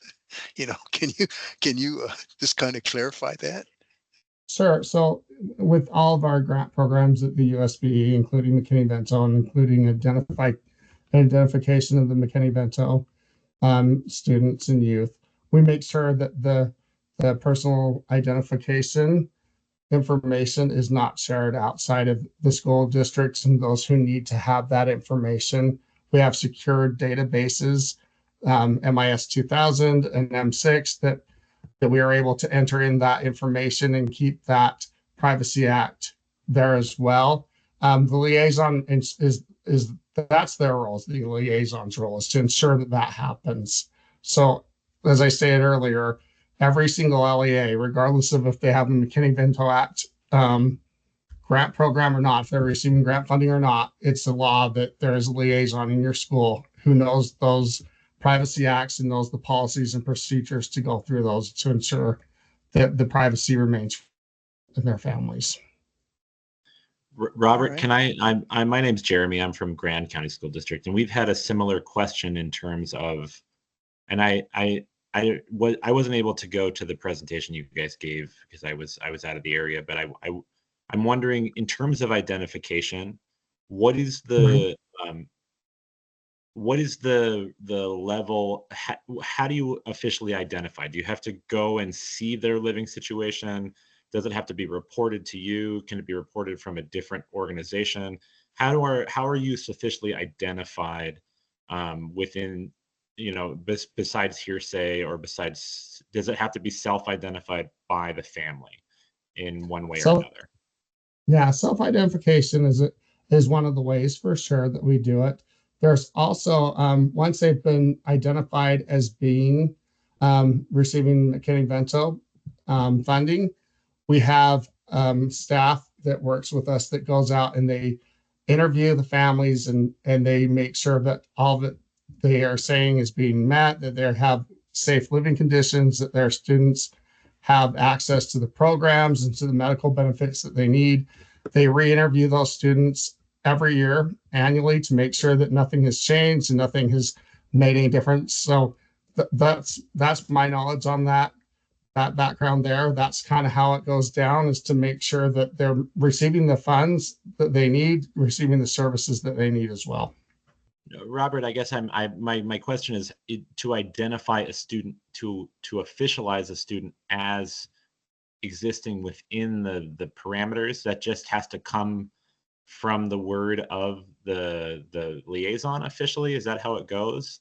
Yeah, the liaison makes sure that everything is in line, that they have applied for McKinney-Vento status. It goes through those secured systems that I mentioned before, the MIS 2000 and the M6 databases.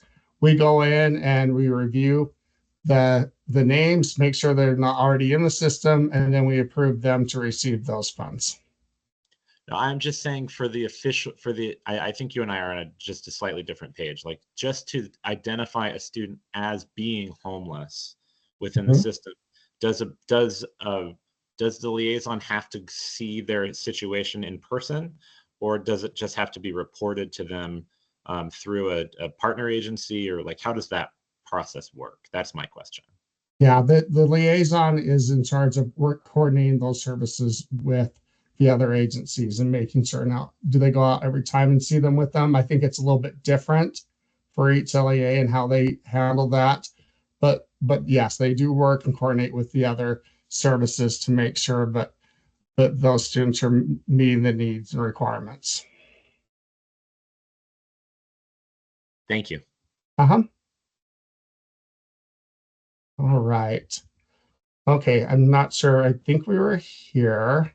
So homeless families, children, and youth receive referrals to healthcare services, dental services, mental health and substance abuse services, housing services, and other appropriate services. The parents or guardians of homeless children and youth are informed of the educational and related opportunities available to their children and are provided with meaningful opportunities to participate in the education of their children. Public notice of the educational rights of homeless children and youth is decimated in locations frequented by parents or guardians of homeless children and youth and unaccompanied youth, including schools, shelters, public libraries, and soup kitchens, in a manner and form understandable to parents and guardians and unaccompanied youth. Enrollment disputes are mediated. The parent or guardian of a homeless child or youth and any unaccompanied homeless youth is formally informed of all transportation services, including transportation to the school of origin. School personnel who serve homeless children and youth receive professional development and other support. Unaccompanied youths are enrolled in school, have opportunities to meet the same challenging state academic standards established for other students, and are informed of their status as independent students and assisted to receive verification of their status for completing the free application for federal student aid. Here's the student privacy and rights that we were just talking about a little bit from Dr. Foster. He's very insightful as always. Treat information about a homeless child or youth living situation as a student education record and not deem it to be directory information. Use the term McKinney-Vento in any open conversation situation. Closing that student and family or McKinney-Vento is on a need-to-know basis. Comparable services. Provide services comparable to those received by other students in the school. Funding for services provided by non-McKinney-Vento students should also provide for those same services for McKinney-Vento students. Be sure to track and have proof of McKinney-Vento expenses. Coordination provisions. Coordinate with local social service agencies and other agencies or entities providing service to homeless children and youth and their families, including services and programs funded under the Runaway and Homeless Youth Act. Student identification. So this is what we were talking about a little bit earlier. A key responsibility of the liaison is to identify possible homeless students and identify them as McKinney-Vento students. Liaisons should be actively seeking McKinney-Vento students throughout the year through various means to identify the most students. Once identified, students should be informed of their rights under law and services that should begin immediately. So USB has an MOU in place with the Utah Homeless Management Information System. This service is available to all who wish to use it in their duties as a liaison for their charter or district. There's a hyperlink in the presentation. I've shared this presentation with Dr. Foster and with Malin. They'll be sending it out to you. You can look at and view as well. And that's what I have for you today. Once again, if you need to contact me for any reason, I welcome your contact. Give me a call or an email and be willing to leave a voicemail. I'm always quick to get back. I usually answer my phone unless I'm in a meeting, and then I call back after the meeting. But thank you for the opportunity, Dr. Foster. Hey, thanks, Robert. I learned a few things here. You know, I think this is it's a good program for many of our students, you know, although that they may not be included into the McKinney-Vento program, but I see students who are out there that really need the help. And, you know, I guess maybe my question might be that, is there a possibility that the students may be served if they are not part of the program? So if they're not part of the program, we have some additional services that they can receive. That's why identification is so important. They do need to be identified in order to receive McKinney-Vento funding, but we do have other funding sources to help these students as well at USP, some title programs and some different programs. The one I used to oversee, Intergenerational Poverty Grant, was a great program that helped with students that were in after-school programs that were dealing with intergenerational poverty. Those funding sources all got rolled up during the last legislative session into what's called the at-risk funding. And so the LEAs will be able to go and each one of them get a certain amount of funding in that at-risk funding. There's also, in addition to after-school program funding, there's some funding for early literacy and early math interventions. So you just need to request some funding from that at-risk funding to be able to provide those services as well. Okay. Okay. Very good. Hey, thank you, Robert. Thank you, Dr. More Foster. clear there. Okay. Any other questions out there? If not, we'll move on. The updates, I'm just going to give two little short updates. Is that the site visits last year, actually, I got to visit at least 9 sites so far. And I'm going to be doing some site visits to the southern part of the state. And what I'll do, I'll let you guys know when that happens. And I'll send also a criteria in which we'll follow in terms of what I'm looking for. So that's, it's happened in the past, and it's very relaxing for me, no stress on both ends, hopefully. Okay.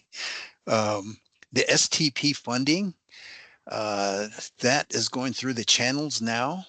So what I mean by channels is that now that's going to be put into Utah grants, and hopefully, you guys will receive that within the next maybe 10 days. I checked up on this a couple days ago, and it's going through the process. So just kind of hang tight. And I think you guys do have your funding from the OIE, though, that could be used.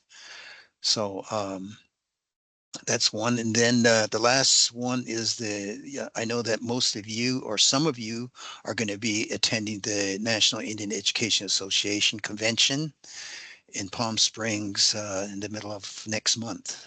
So I think that, I don't know in the past that there are a few that you presented at those at the conference, and I'm not so sure that I haven't heard that anybody's going to be presenting there. So, but that's coming up. Okay, the number B is the Urban Indian Center. Is a representative, or is Penelope on? Hi, Dr. Foster. Can you hear me? Oh, yes. Good morning. Yes, I have some updates from the Urban Indian Center. First, I'll introduce myself. My name's Penelope Pennicus. I am the interim director for the Community Health Services. I'm also the Family Programs Manager. I oversee the youth programs, our elder programs, and our community outreach and services. You may have seen our facility on the news stations last night for Fox News, Channel 2. The mayor was here last night giving her brief announcement regarding the ballpark just across the road. So we're hoping to give our voice with some upcoming future plans for this, the Bees baseball field. So yeah, that's just one brief announcement, but yes, I'd like to share some upcoming information regarding our programs here at the Urban Indian Center. Can you see my screen? Yes. Okay, so we do have a variety of our upcoming events, and our social media announcements are on our website.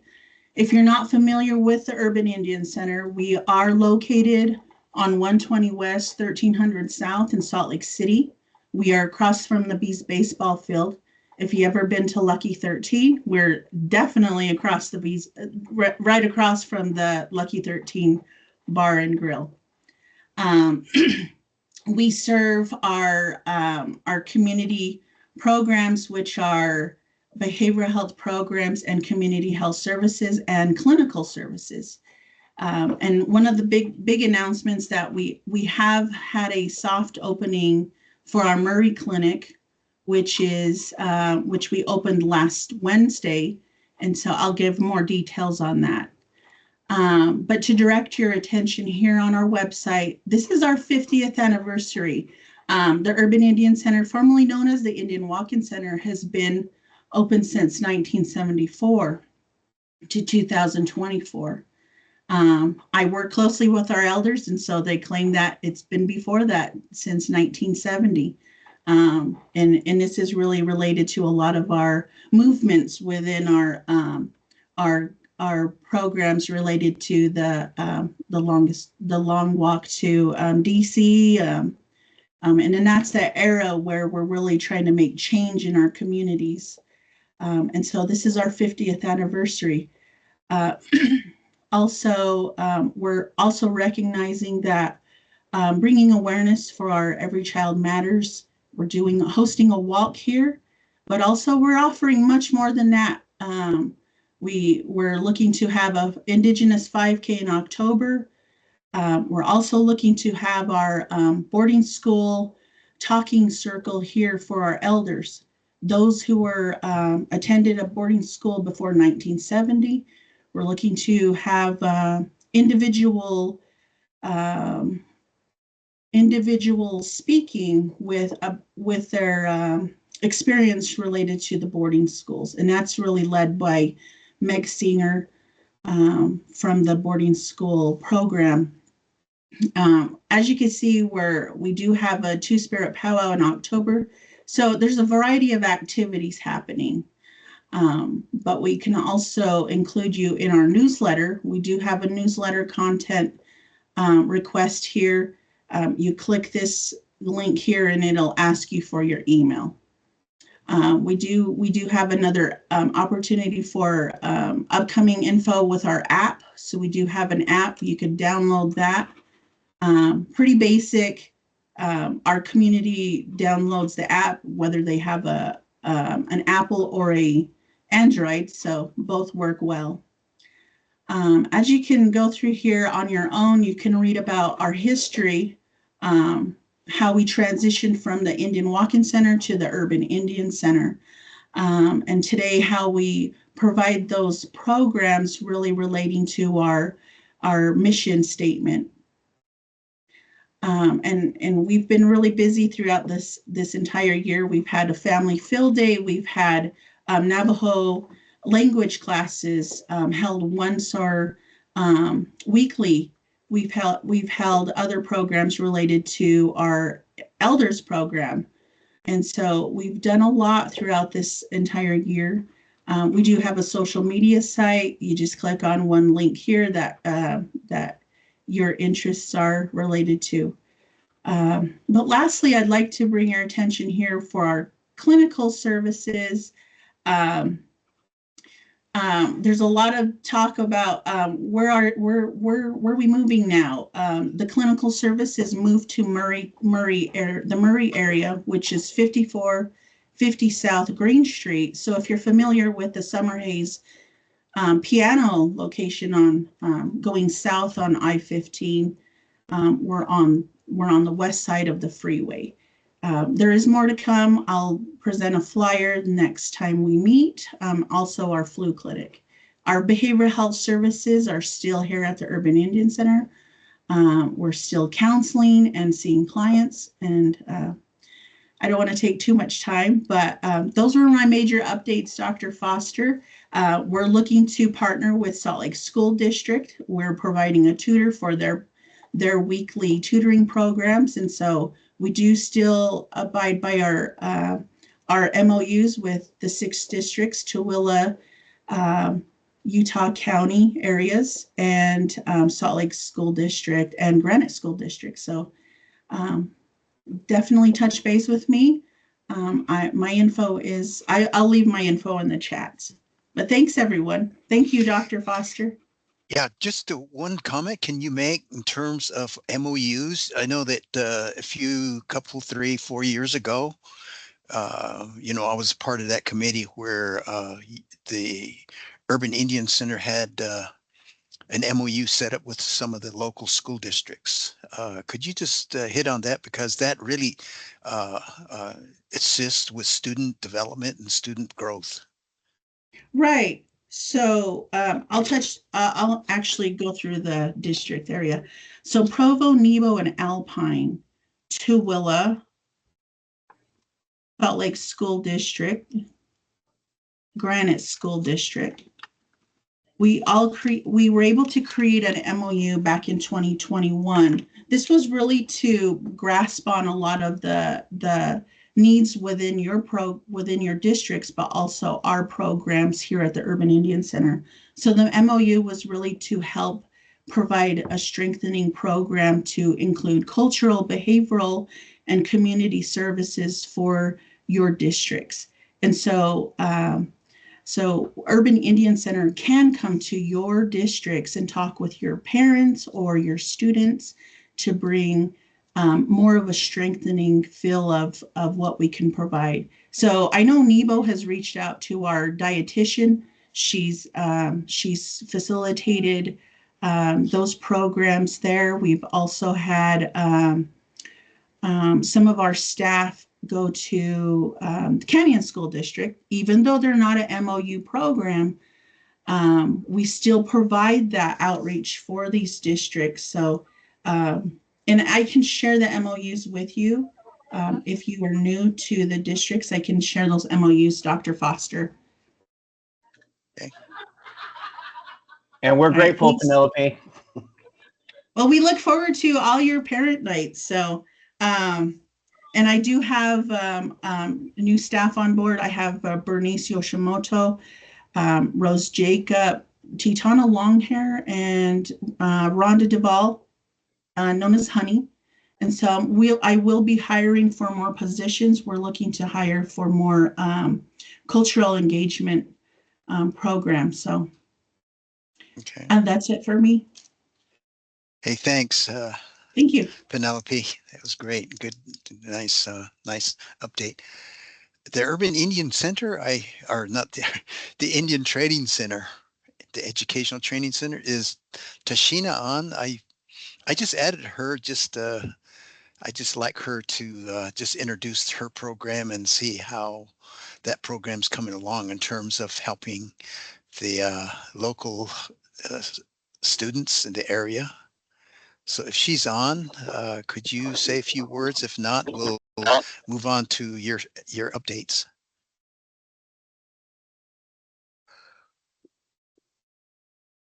I guess she's not on now.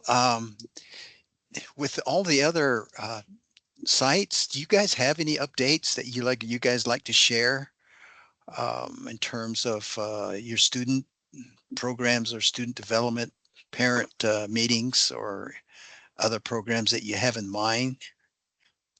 Dr. Foster, Yeah. Yes. this is Eileen. How are you? Great. I wanted to share, sorry, I had to leave for a little while. I had to go down to the district meeting. We had our equity meeting today that I ran to really quick. But I wanted to share with you all Title VI Indian Ed. We do a leadership conference called Not Ani Day, and we invite the colleges from all the campuses across the state to come to Not Ani Day. This event is scheduled for Wednesday, October 23rd. It will start at 9:30 in the morning and end about 12:30. We invite American Indian students, Latino students, Black students, students of color to come and join us. And this year, we've invited two very good speakers. We've invited Raimundo Yazzie to come and speak, be a presenter, as well as Evan Estrada Gibbons from the Chicano. He's a historian, writer, and educator. So we're going to be doing this leadership building workshop for our school district. And we've been doing this event for probably about, my goodness, about 6 years now.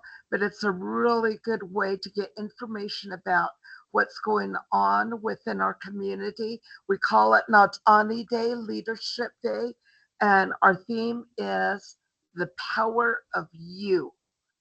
And we're starting our after school homework labs. We meet 3 times a week, family nights on Monday, and then Wednesdays and Thursdays are after school homework labs in Springville, one in Springville and one in Payson.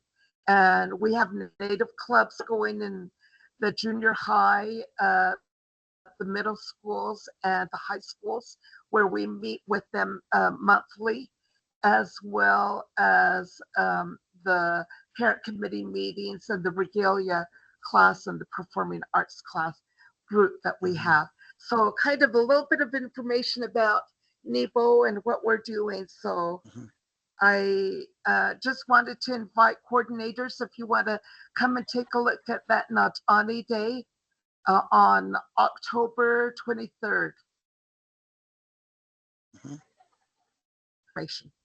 Okay. Hey, thank you. Yeah. Oh, Okay, anybody else would like to share their programs or anything they would like to add or about your programs? Good morning. Yeah, Ate? Oh, sorry, I have a cold, so hopefully everybody can hear me. I put in the chat a link to our San Juan School District Heritage Language conference registration. Our conference is next Friday on September 20th at USU Blanding. I would like to invite all of our Title VI coordinators to come and attend if they can.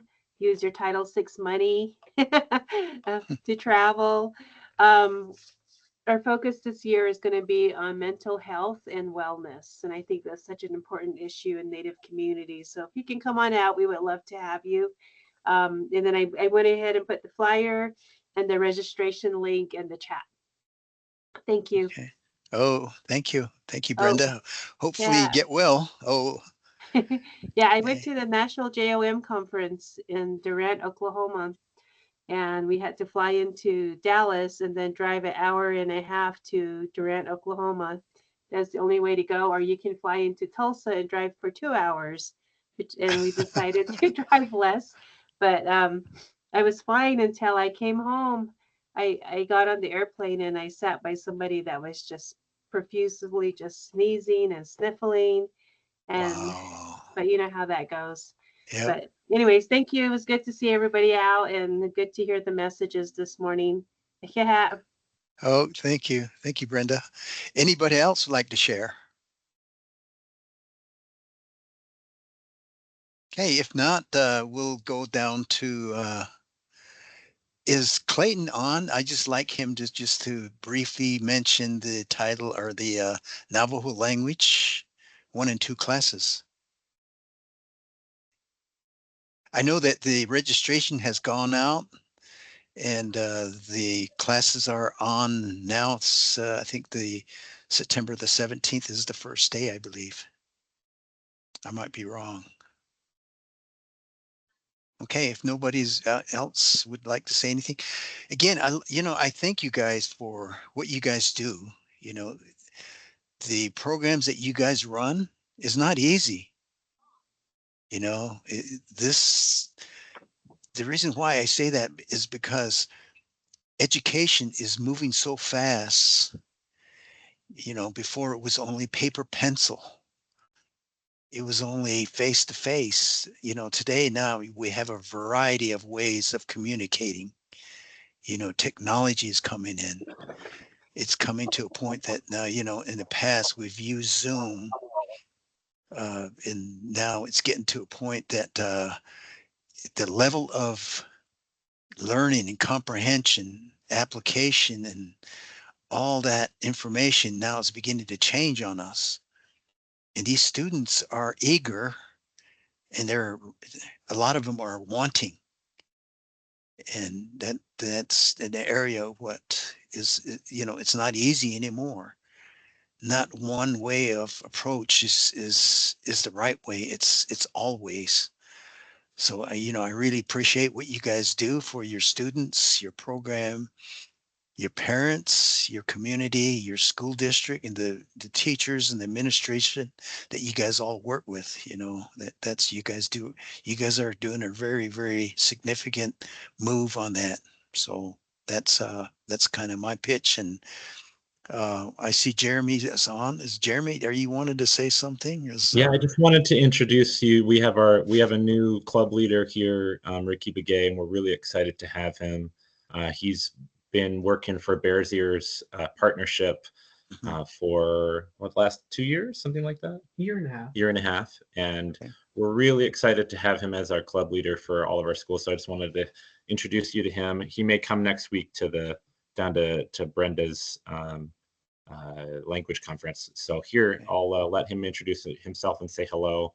And thanks again for a great meeting, Chuck. Hey, thanks. Are you washed out totally? I can't tell. Hey there, Ricky Begay originally from Rock Point, Arizona.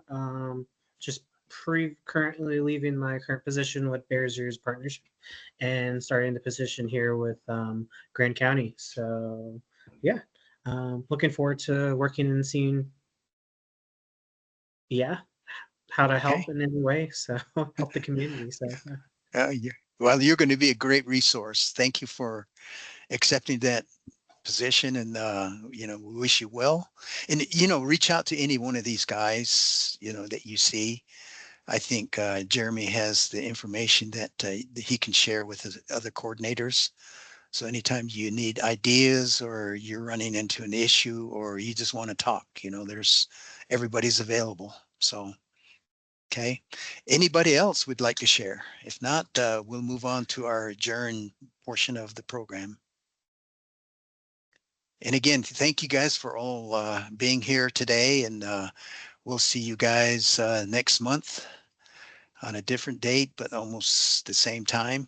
So wish you guys all well, and stay strong and healthy. Okay. Hot going it. Oh.